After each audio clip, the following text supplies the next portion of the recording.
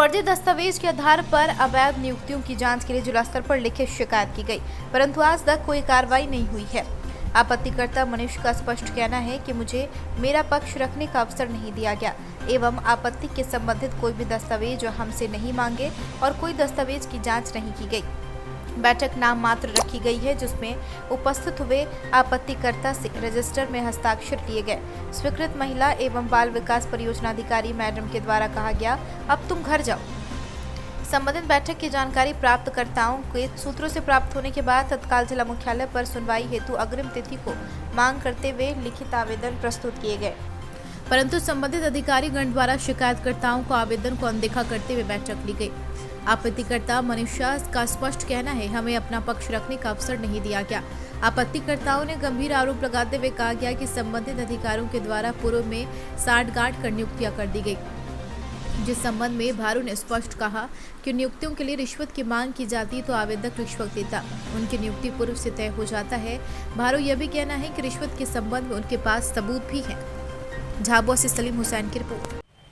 Sir, मैं ग्राम पंचायत नरवालिया से हूँ और मैंने मेरी पत्नी के लिए सहायिका के लिए आवेदित किया था, आंगनवाड़ी सहायिका के लिए। उस समय ये मीरा गाडरे के पास हमने आवेदन दिया था और उस समय हमारे पास से उस पैसों की मांग करी थी, लेकिन हम वो 1 लाख रुपये नहीं दे पाए थे।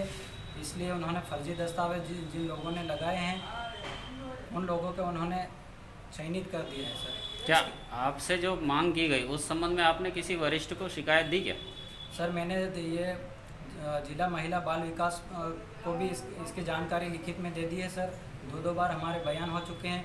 मीडिया को भी इसके लिए मैंने जागृत किया था। सर, मीडिया वालों ने भी इसमें शायद पत्रिका में भी छापा था और अपने पर्सनल जो आईडी रहती है उस पर भी मीडिया वालों ने लगाया था, लेकिन आज तक हमें यूँ मालूम नहीं पड़ा कि सर उसकी जांच कौन कर रहा है। सर, अच्छा, इसकी कुछ सूचना मिली थी जी जिस दिन मीटिंग रखी गई थी यहाँ?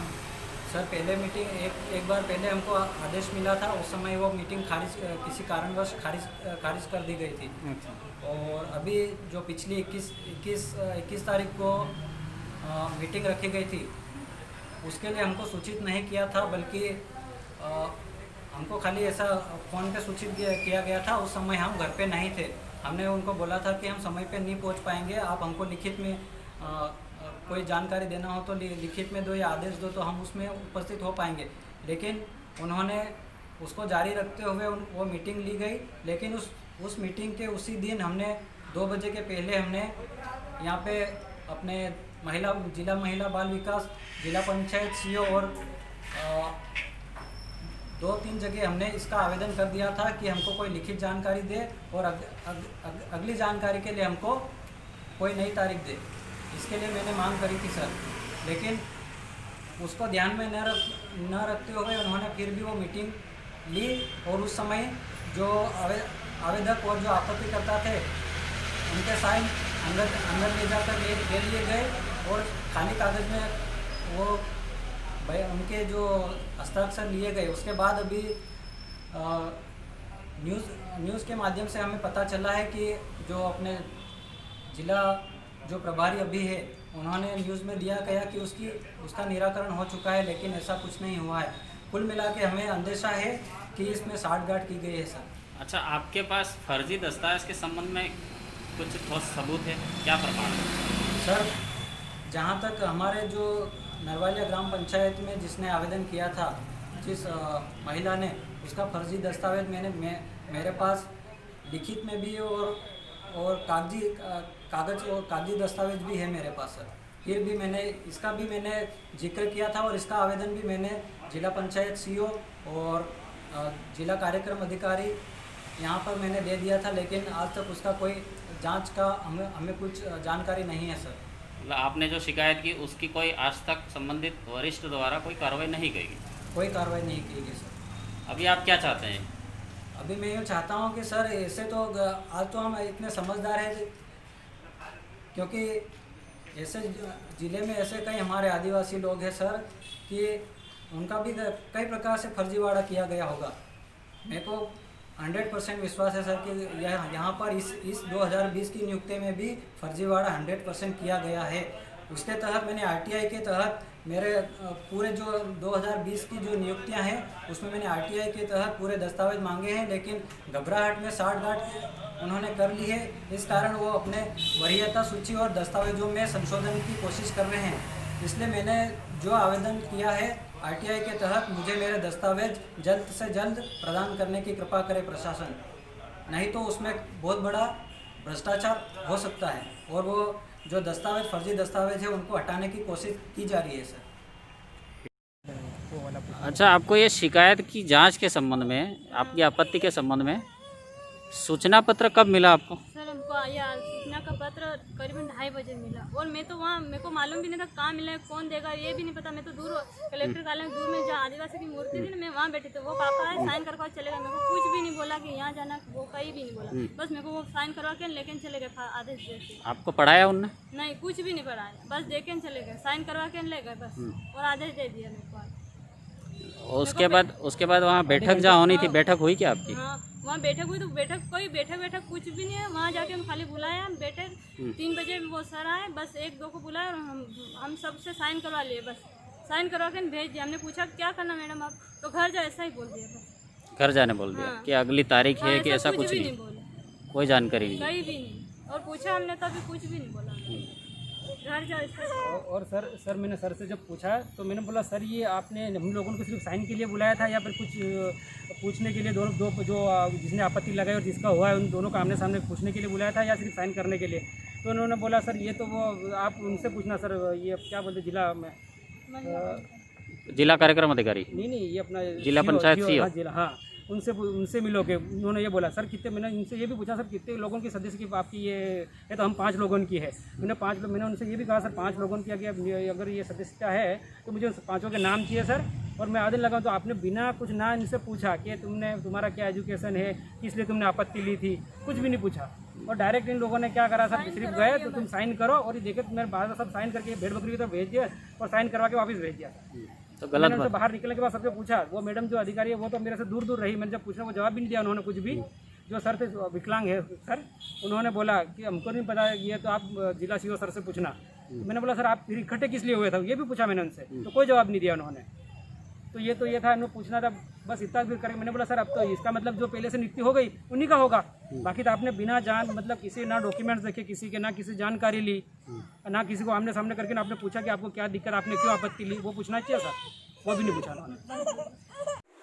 उस संबंध में बहुत सारी आपत्ति आई और आपत्तिकर्ताओं नाराज है, उस पर आपका क्या कहना?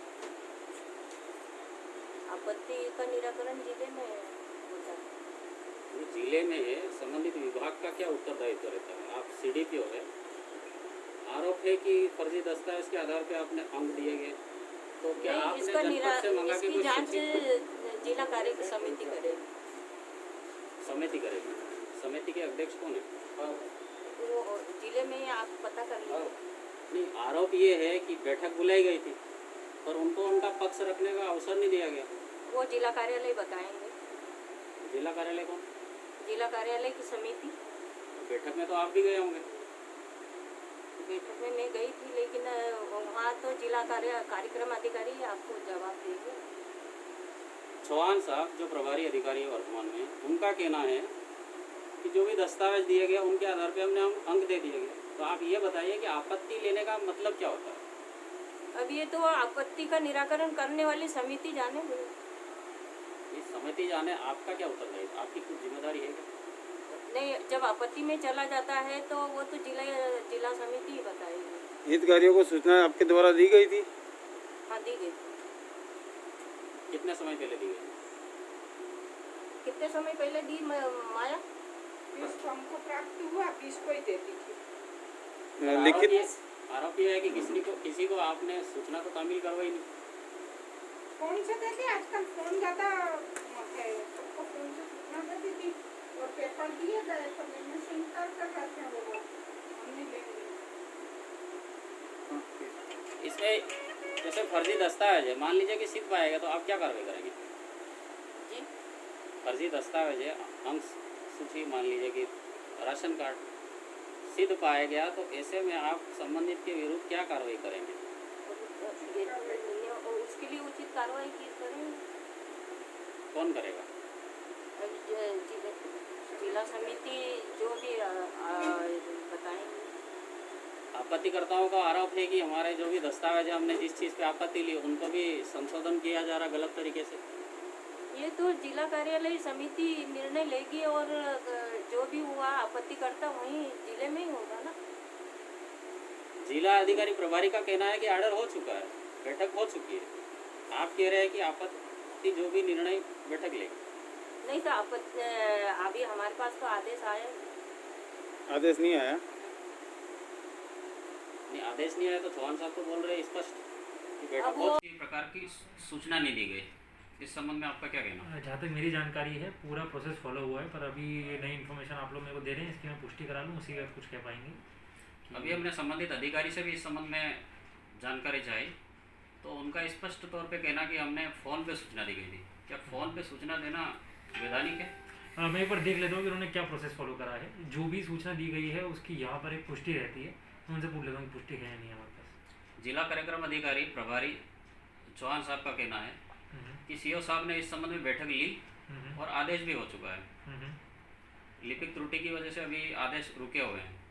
मैं एक बार दिखा लेता हूँ इसमें कि क्या इशू जो वगैरह सूचना मिली नहीं मिली, उसकी रिसिप्ट है नहीं है, पर उसी का मैं इस पर कमेंट कर पाऊँगा कुछ। सर जी, अगर मान लीजिए फर्जी दस्तावेज पाया गया तो उस संबंध में आप संबंधित के विरुद्ध क्या कार्रवाई करेंगे? अगर फर्जी दस्तावेज होते हैं तो वो फॉर्जरी के उसमें आता है, तो उसके अगेंस्ट तो एफआईआर भी होती है और विभागीय जांच भी उसकी चलेगी अगर किसी ने फर्जी दस्तावेज करे हैं तो।